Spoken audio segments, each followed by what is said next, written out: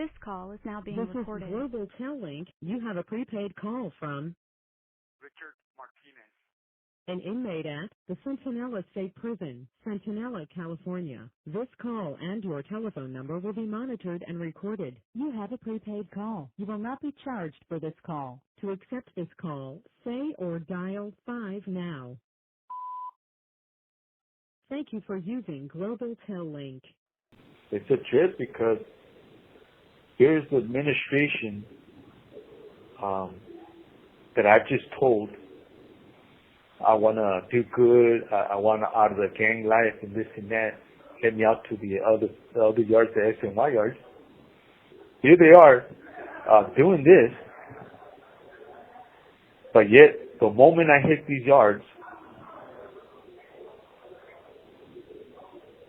everything that I thought I could deal with, I couldn't. So all of a sudden, I find myself reverting back to what was familiar to me, that self-destructive behaviors and habits that were still ingrained in me. You know, it was wishful thinking, selfish thinking. And that was because I didn't know how to deal with it. I didn't know how to begin even changing or healing from that. So as soon as I saw there was gangs and drugs and on the SNY side, I immediately radiated towards it. Immediately went to it. I immediately began associating with those individuals, you know, and I started doing everything that I couldn't do while I was in the hole, in the shoe. I started doing it out here on these yards. And the only way that I believed at the time I could deal with my pain or the memories or everything I'd done, losing myself in drugs and while I was in here, and which I did. You know? And then that in itself became enslaving. With no sight and no light at the end of the tunnel for that. I was really lost within myself. I couldn't even see past my selfish self. And so what did I do? Thinking I was beyond repair, I hung on to that false belief that I was literally beyond repair and accepting the lowest version of myself. So my criminal behavior, actions, everything with the gangs on this side, I did it past 2012, year after year, all the way until my board. You know, I kept going back to the shoe, the act sakes. I kept getting in trouble. And I didn't know. At that time, the best way I could describe it was living year after year with the grip of death inside my heart. And I was slowly creating a nest for myself because I had stopped trying to change. I was in fact empty and miserable. And there were times, dude, when I felt so despondent that for the first time in my incarcerated life, I began to feel the tiredness that I had heard many older individuals experience feeling. This call and your telephone number will be monitored and recorded. What they meant until then, doing the same thing over and over without ever knowing unconstrained fulfillment. Deep inside, I knew that there had to be more to life than this insanity I was living. There has to be. But again, it went back to not knowing how And I was still too insecure in myself and cowardly to even ask for help. You know? And that's what mind-boggling sometimes. We ourselves, if you ask me, Richard, what do we do in these circumstances? I answer you with such assuredness that you would think, nah, this guy truly is, believes in himself and knows what he wants out of life and this and that. But yet, I didn't even know how to go and ask for help. I was scared of that. But what brought all that little by little together, it really began to water all those little seeds, all those little seeds that different people planted, circumstances planted, was when I went to board in 2016. And it was presiding Commissioner Zimmerman and Deputy Commissioner Denver. They literally saw through me and exposed me for the fraud that I was. I couldn't run or hide any longer. I was in that room, filled with anger because of it. But hearing the honest, critical truth and being called on it made me feel the shame so deep that despite the bravado and defiance in every one of my responses, it had unraveled me. And that had staying power.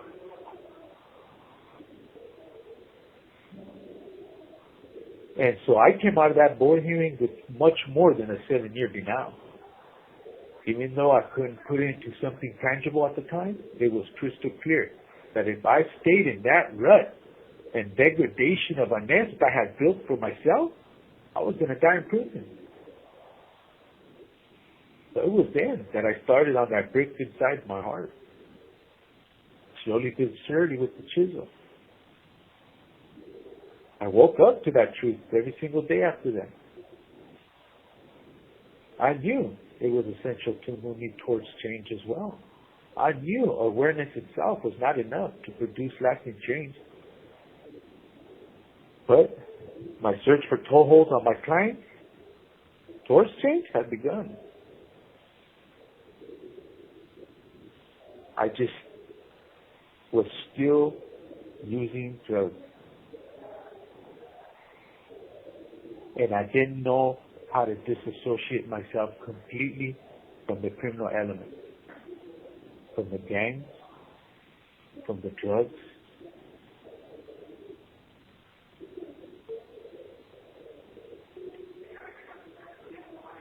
But at least now, I knew I had to try. I had to begin doing it. And my little attempts were little feeble attempts to do it. But because I lacked the courage to do it, here I was once again getting into some more shit inside prison. And this time it came in the form of a riot in 2017, July 28th. I became a participant in a riot. But this time it was different. Because before, the moment I would hit the cages, my mind would automatically start working towards, okay, I gotta get this, I gotta get that, my visits are coming, my mail is coming. I had prepared myself. This time, I had zero preparedness because I started to want to change. And so as I sat there in that stage, This call and your telephone number will be monitored and recorded. awaiting processing, and my drug-induced state of mind came crashing down back to reality, I felt like I was at the bottomless pit. And something within me finally gave in. I went in that cell feeling dejected, dude. Defeated. For the first time in my incarcerated life, I felt Tears began to flow down without even knowing why I was crying. I just felt so broken and empty, without a reason to pick myself back up. It became one of the longest nights of my life. And in the early hours of that morning, I hit my knees and I begged God for forgiveness, to show me a path forward. And at that moment, in that instant, that moment, I no longer felt like the 45-year-old man that I was. I was all over again that boy who sought his dad's arms after getting beat by his mom.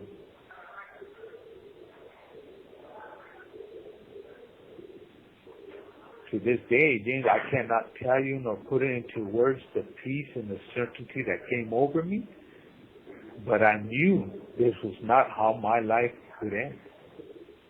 And from that point on, I would do anything and everything from ever feeling that bottomless pit again.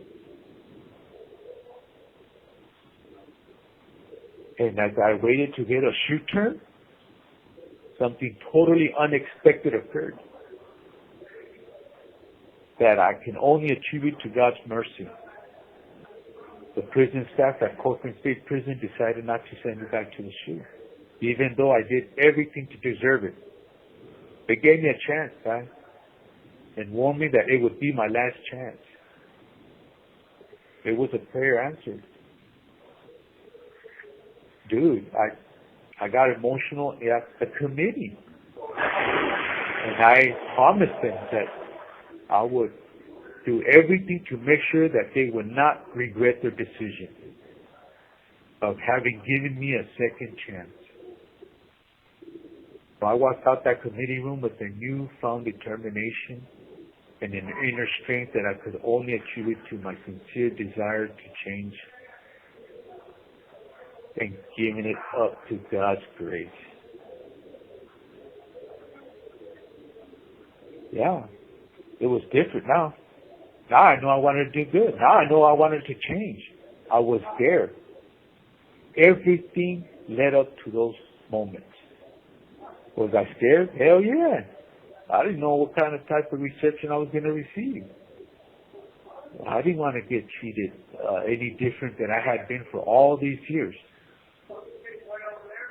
But I forced myself not to get into that fear.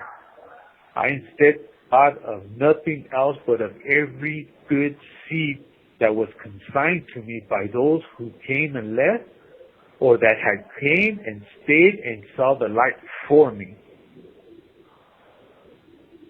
So when I was finally released from ACT, sure enough, as soon as I hit that yard, here they come, the gang members from this side. Hey, Richard, what's up? Here. I sat there and, man, I was like, it's now or never. It has to happen. And so I did. I told them, hey, check this out, dude. I'm done. I'm done with this gang stuff. I'm done with this drug stuff. I'm done with doing everything that I've been doing up to this point in my life. I want something different. I want to do good now. I don't want to mess up no more. Yeah, you get those. I received those looks. I got disbelief look. Yeah, right. Shut up. You know, you're just going through one. No. And every single day that I woke up, I made sure I never did nothing that would give anybody the idea that I didn't want to change. You know?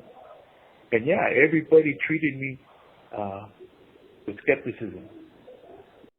You have 60 seconds remaining. The staff too. Because they all knew how entrenched I was in the gang mentality, in the drug use, and the apathetic behavior that I treated everybody with. But I tried. I would go knocking in different programs and talk to people and say, hey, can I be a part of your program, please? And I got a lot of no's because they thought I was lying. They thought I was pretending. And sure enough, I got a yes from CGA. I got a yes on building resilience. And I began my self-help groups. And this was in 2007.